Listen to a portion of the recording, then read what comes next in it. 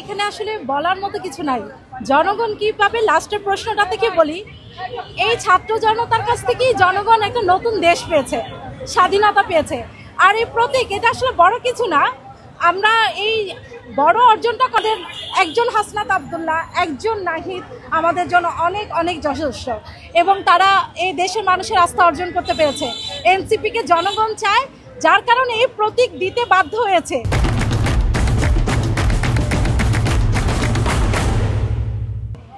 এই প্রতীক কিন্তু তারা আমাদেরকে মানে না দিয়ে পারে নাই, হয়তোবা একটু মডিফাই করতে হয়েছে, কিন্তু শেষ পর্যন্ত শাপলা সে কলির মাধ্যমে আবার শাপলাই প্রস্ফুটিত হয়েছে।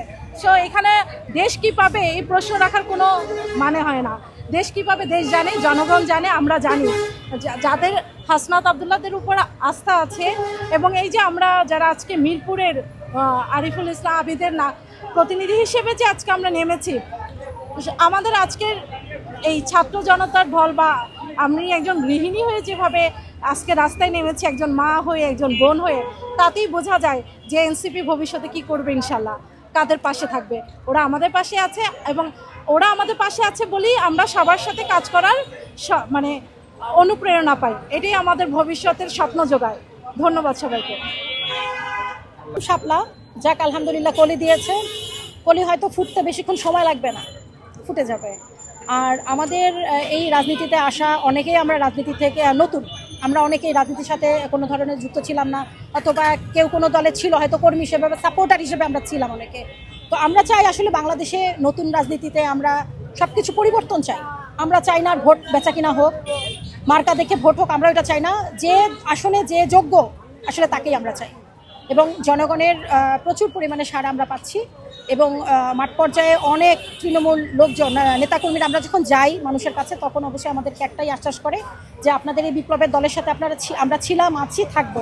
কারণ আমরা একা কিন্তু আন্দোলন করি নাই, সারা বাংলাদেশের মানুষ ছিল, এবং এখানে আমাদের প্রবাসী ভাইরাও বিশাল একটা ভূমিকা রেখেছে। আমি প্রবাসী ভাইদের অবশ্যই ধন্যবাদ দিব এবং তাদের লাল সালাম দিব, কারণ ওনাদের কারণেই আজকে আমাদের বাংলাদেশে অর্থনৈতিক চাকা চলছে। তাদেরকে আমাদের যে চিন্তা এনসিপির, প্রবাসী ভাইদের অবশ্যই সবসময় আমরা চাইবো এয়ারপোর্টে কোনো যাতে ভোগান্তি না হয়, এবং আমাদের চাঁদাবাজির বিরুদ্ধে আমাদের যেই প্রচারণা, এবং আমরা চাই না বাংলাদেশের চাঁদাবাজি হোক। বাংলাদেশে ক্ষমতা বিস্তার নিয়ে, যে আধিপত্য বিস্তার নিয়ে যেভাবে মারামারি খুনাখুনি হয়, এটা যাতে বন্ধ হয়ে যায়। আমরা চাঁদাবাজি মুক্ত বাংলাদেশ একটা চাই, এবং আমাদের আগামী প্রজন্ম যাতে ভালো, সুন্দর, সুজলা পরিবেশে বেড়ে উঠতে পারে, সেই দিকেই আমাদের খেয়ালটা বেশি। আজকের আয়োজনে কেমন সাড়া পেলেন? আর আলহামদুলিল্লাহ অল ওভার সব দিক দিয়ে খুব ভালো। হয়তো আমাদের মিছিলে অন্যান্য দলের মতো মানুষ হয় না, অনেক হাজার হাজার মানুষ আমাদের দরকার নাই, তবে আমরা চাই আমাদের যাদের মনে করে রাজনীতি করে সংসার চালাতে হয় না, আমাদের প্রতিটা মানুষেরই একটা, যেমন আমার হাজব্যান্ড ইনকাম করে, আমি খাচ্ছি, এরকম অনেক মানুষ আছে, ব্যবসায়ী আছে, চাকরিজীবী আছে, স্টুডেন্ট আছে। আমরা সকলেই নেমেছি মাঠে। আমাদের যে 24-এর গণঅভ্যুত্থানে যে আমাদের ছোট ভাই বোন অনেকেই শহীদ হয়ে গেছেন, অনেকে বুকের তাজা রক্ত মাঠে ঢেলে দিয়েছেন দেশের জন্য।